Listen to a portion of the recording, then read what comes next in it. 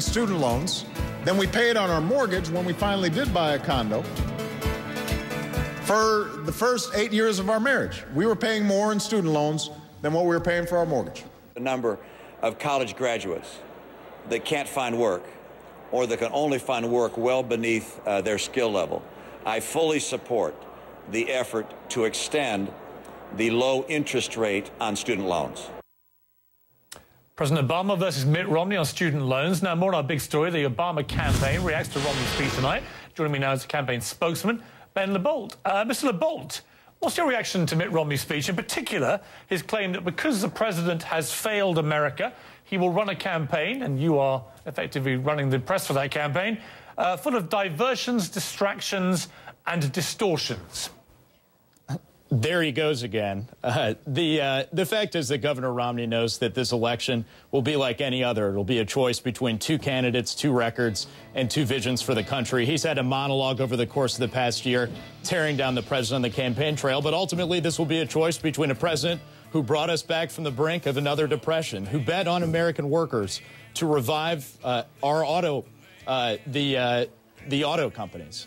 To revive our manufacturing sector. We've created 400,000 manufacturing jobs in this economy when we've been slipping for years.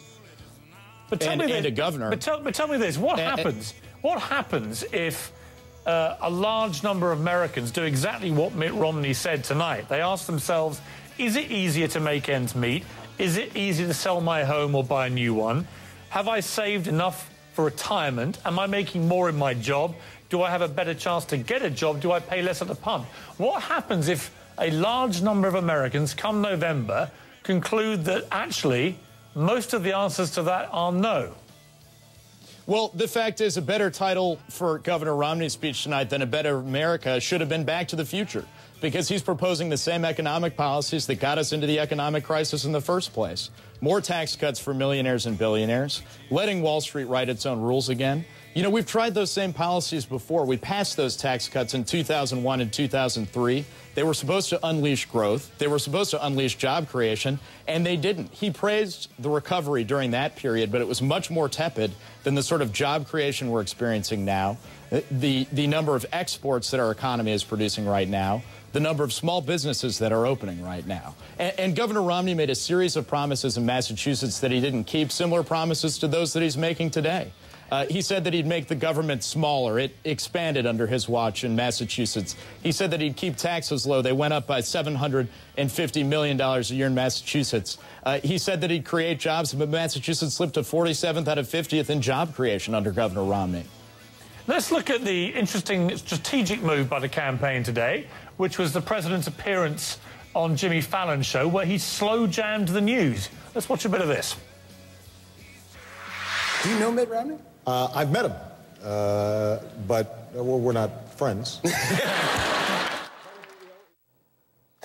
We didn't actually see the slow jam bit there, but we did see him denying being friends with Mitt Romney. Would you say that's an accurate assessment? The president and Mitt Romney are not friends?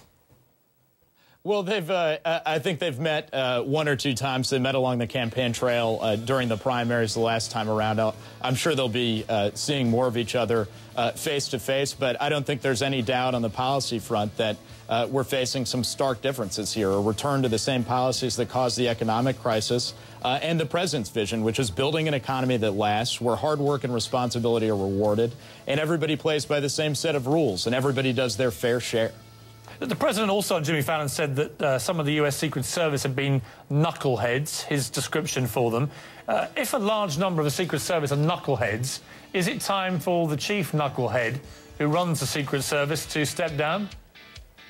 Well, I think that anybody who's been following the news in the past week about a very small group of individuals in Colombia would draw that same conclusion about those individuals. But the president has expressed his full confidence in Director Sullivan to get to the bottom of this. Many of us have had the pleasure of working with Secret Service agents in the White House who would put their lives on the line for the president of the United States. And he has confidence that Director Sullivan will ensure that the agency can get back on track. The big battle between President Obama and Mitt Romney may well turn out to be one not just about the economy, but about charisma. Do you back your man to out-charisma Governor Romney?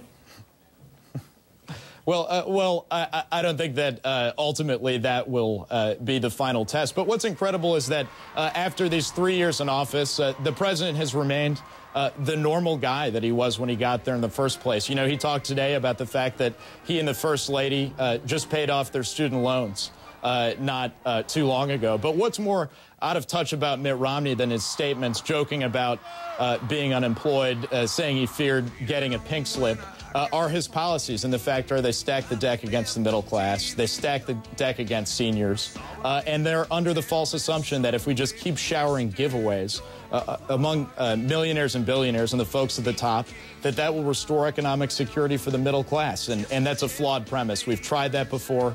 It didn't work. Those are back to the future economic policies, and we just can't afford them. Many people are predicting this to be the nastiest, most brutal presidential battle in the history of planet Earth.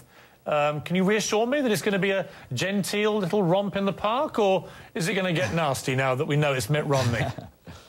Well, I'm not sure that you may have oversold it a little bit there at the top. But look, I think I do think that there are stark differences here. This will be a critically important election about the direction of our country. Either we can pursue a race to the bottom economics that are under the false assumption that we can just cut our way to prosperity, that we should base our economy on outsourcing and loopholes and risky financial deals, or we can invest in the middle class and build an economy that lasts, where we're out-innovating and out-educating the rest of the world, and that's what the president's fighting for every day.